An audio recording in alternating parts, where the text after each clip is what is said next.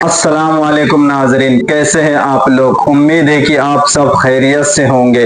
आज हम आपके लिए एक वाक़या लेकर आए हैं जिसको सुनकर इंशाअल्लाह ईमान ताज़ा होगा और बहुत ही ईमान आफरोज वाक़यात है जो कि हया और पाकदामनी के ऊपर है। आज के नौजवानों को ये वाक़या ज़रूर सुनना चाहिए।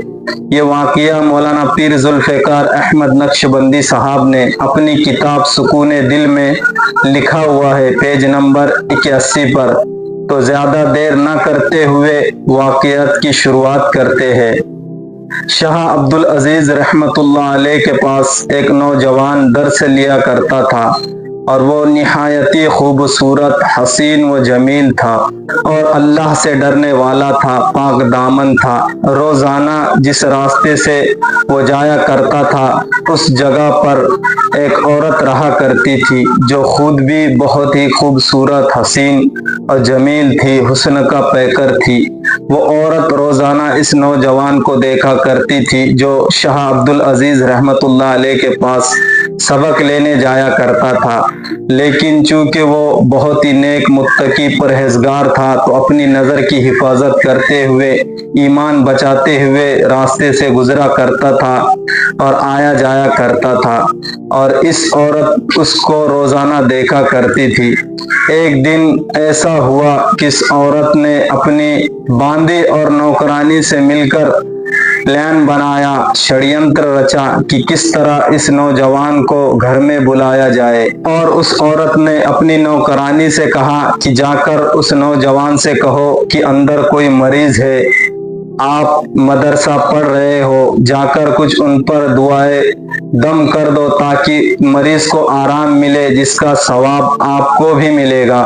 और वो नौजवान उनके मक्र व फरेब को समझ ना सका, भोला भाला था और उनकी बातों में आकर चला गया। जब वो नौजवान उनके घर में दाखिल हुआ तो उस बांदी ने नौकरानी दरवाजे बंद कर लिए और उसकी जो मलिका थी बेपर्दा उसके सामने आ गई।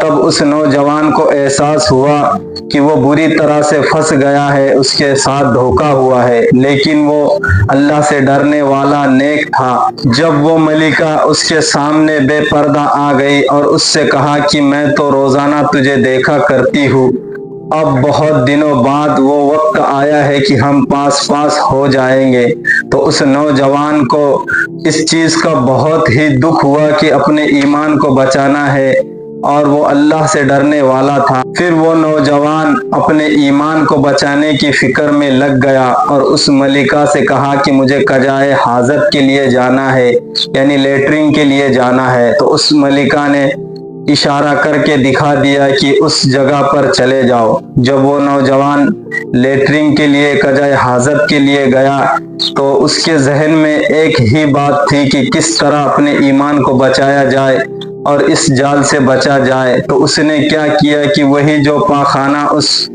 जगह पड़ा हुआ था अपने बदन पे लगा लिया, कपड़ों पर, हाथों पर लगाकर उसी हालत में उसके सामने वो आ गया। जब उस मलिका ने उसको देखा तो अपनी बांदी से कहा कि इसको फौरन यहाँ से निकालो, मुझे इसकी शक्ल भी देखना पसंद नहीं, क्योंकि उसके जिस्म से बदबू आ रही थी और उसको बाहर निकाल दिया गया। इस तरह वो नौजवान अपना ईमान बचाकर बाहर निकल गया, लेकिन उसको इस बात की फिक्र थी कि वो सबक देने के लिए लेट हो रहा था। आज तक के वो कभी भी उस्ताद के पास लेट नहीं हुआ था। वो डर रहा था कि उस्ताद भी उसको डांटेंगे और जिस्म से बदबू आ रही थी, तो वो बचते बचाते किसी तरह मदरसे पहुंच गया और गुसल खाने में गुसल किया और अपने कपड़े की नजासत भी साफ की और कपड़े को धोकर गीले ही कपड़े पहनकर वो अपनी क्लास रूम में बैठ गया।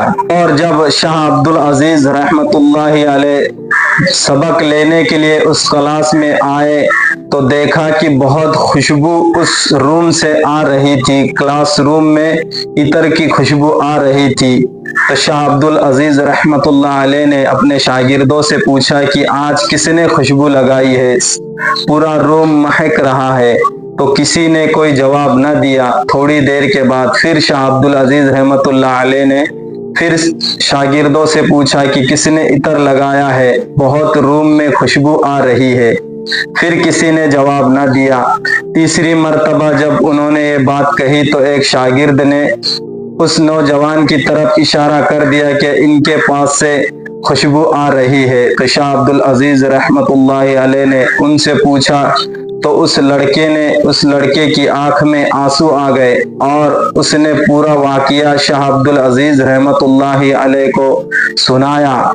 شاہ عبد العزیز رحمت اللہ علیہ کہتے ہیں کہ جب تک کہ وہ لڑکا زندہ تھا اس کے پاس سے وہی خوشبو آیا کرتی تھی۔ اس واقعے سے ہمیں یہ سبق ملا کہ ہم ہر حال میں اپنے ایمان کی عزت کی حفاظت کرے، باقی راستے اللہ خود بخود کھول دیتا ہے۔ اور یہ کوئی بڑی بات نہیں ہے کہ پاخانے بدن پہ لگنے کے بعد بھی جسم سے خوشبو آئے، کیونکہ اللہ کبھی کبھی ضابطے بدل دیا کرتے ہیں۔ ہم نے یوسف علیہ السلام کا واقعہ سنا ہوا ہے، دودھ پیتا بچہ کبھی بات نہیں کرتا، لیکن یوسف علیہ السلام کی گواہی ایک دودھ پیتے بچے نے دی تھی کہ یہ پاک دامن ہے۔ گناہ کا خیال تو اس عورت کی طرف سے تھا۔ تو آج کے واقعہ کا یہ سبق ہے کہ ہم حیا اور پاک دامنی والی زندگی اختیار کریں۔ اسی طریقے کے واقعات سننے کے لیے ہمارے چینل کو سبسکرائب کریں اور اپنے دوستوں میں اس ویڈیو کو ضرور شیئر کریں۔ چلیے ملتے ہیں اگلے ویڈیو میں، تب تک کے لیے دعا کی درخواست۔ اللہ حافظ، السلام علیکم۔